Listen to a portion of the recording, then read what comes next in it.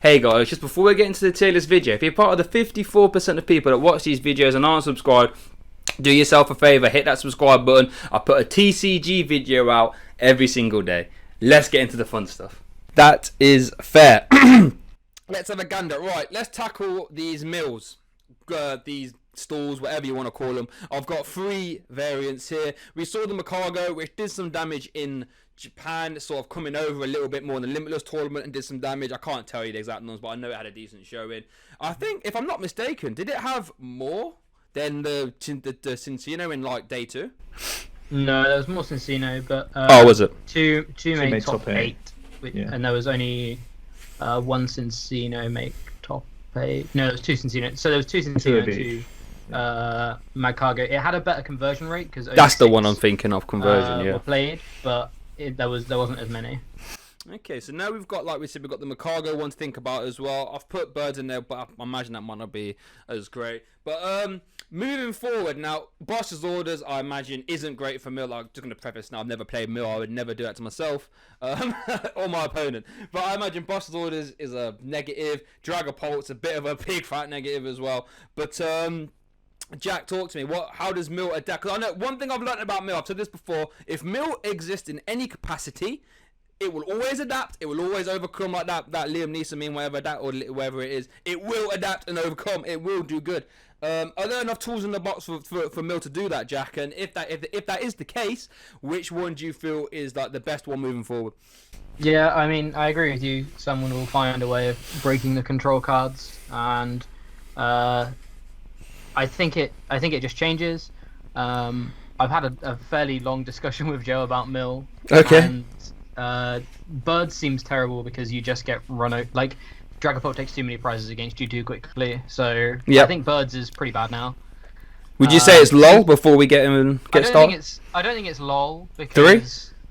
I actually I wish I'd played it more in this format because I think it's I want to see how good it is in this format. I think one of the only scary things is actually Dragapult, because you're like, it's a hand locking deck rather than a mill deck, so you can hand lock to make sure your opponent doesn't hit boss's orders. So it's probably the best deck to try and avoid boss's orders, but the best of the 3 to try and avoid boss's orders because you're hand locking rather than milling. Yeah. But I don't think you have enough time, especially against Dragapult. So I don't think I'd put it as LOL, but I'd put it like 2.53 probably. Okay, I'll put it into it. Makago loses to. Well, Makago's sort of controlling condition is putting stuff to sleep, and it seems like we're going to be moving into a format where this is less good. It seems like Mallow and Lana might be a much stronger pick in tag call engines. Yeah. There's already a lot of decks already playing for Switch. Yeah. So I don't think Makago is the way to go anymore. I don't want to rate it super badly because there will be matchups where Mill just beats. That's always going to be the case. But I think Cincinno is actually better than Makago anyway. Okay. But I think Cincinno is still the best way of doing it. But I think it goes away from being a mill style variant and more to a handlock style variant. Again, me and Joe were chatting a couple of nights ago, and dolls are much worse because you can gust around them now. Yep. So you have to build your deck kind of differently. You have to build your deck on relying your opponent to take prizes to then stamp Mars. Okay. And kind of crumb their hand. The issue with that is kind of Zacian decks can outdraw you. So I still don't think it's great. Mill will find a way. It always does. But I think Cincinno moves away from dolls and aggressively discarding because they lose too quickly and goes into a handlock style scenario like Birds was like post Worlds last year and up until like December, January this year. That's probably the way it has to go. I think we kind of concluded. Whether that is good enough or whether it's going to be another game-breaking thing that someone has to find, I don't know yet. But in my mind, that's the way to play Mill, probably straight out of the gate, just because I guess straight out of the gate, you can probably get away with playing Cincinno Mill pretty standard as it was, just to try and beat suboptimal lists. But I don't think that's good for more than like a week because people will find the right counts for boss's orders and stop and start ignoring your dolls, and all of a sudden you lose your draw engine super quickly. So plus it still has Dragapult and ADPization, which are pretty bad matchups to deal with anyway. So I think it will find a way, but I think it will have to change, and I don't know how it will change because I'm not big brain enough to work out how it will change. But Mill will be around somehow. Okay. Joe, Jack been saying you've been having a big old talk about Mill. Is that? Do you mirror those thoughts? Is that what you're thinking? That Cincinno's the way to go, and it will adapt, but we just don't know how yet. Cincinno feels the safest because obviously you have more hit points than the bird against Dragapult, and Magcargo gets targeted a lot easier by Gust, and a Dragapult knocking out one Magcargo is way more impactful than it knocking out one Cincinno. So that's probably definitely the best engine you're going to build behind. Yep. But I think we both kind of agreed that you really have to attack your opponent's board a lot more with Mill now.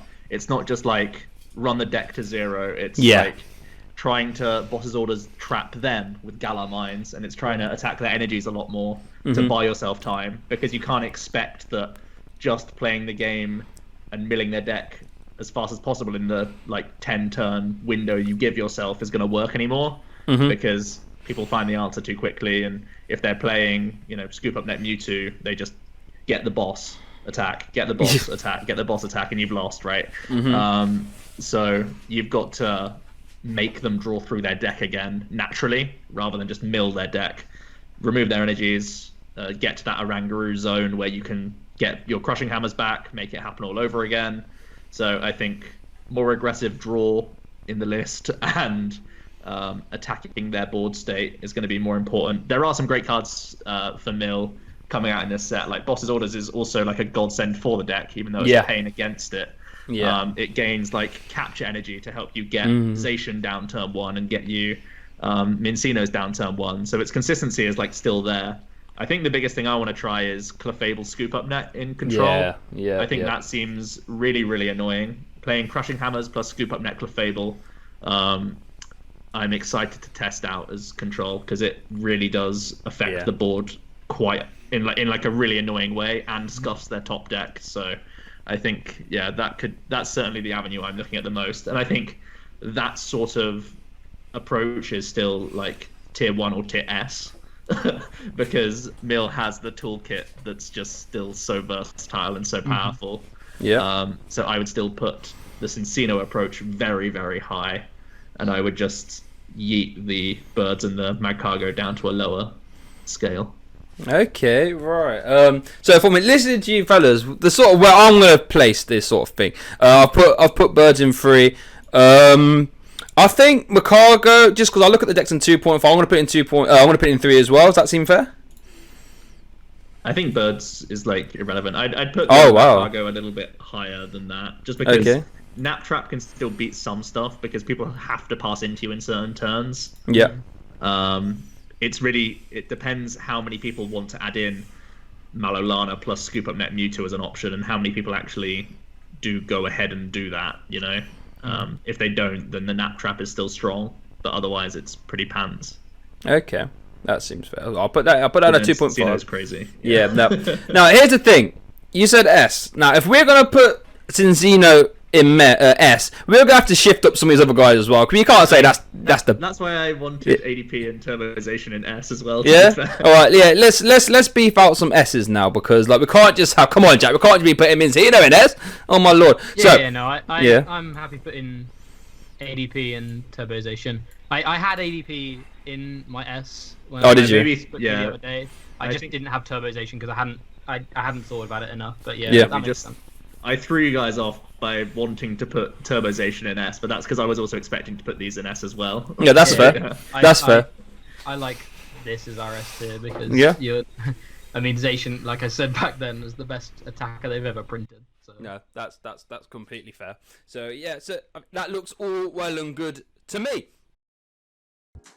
Hey guys, thanks for watching that video, much appreciated. Really hope you enjoyed it. If you did, please don't hesitate to subscribe. I try and put out as much stuff here as I can. Full deck profiles plus games, topic conversational pieces regarding anything in the TCG.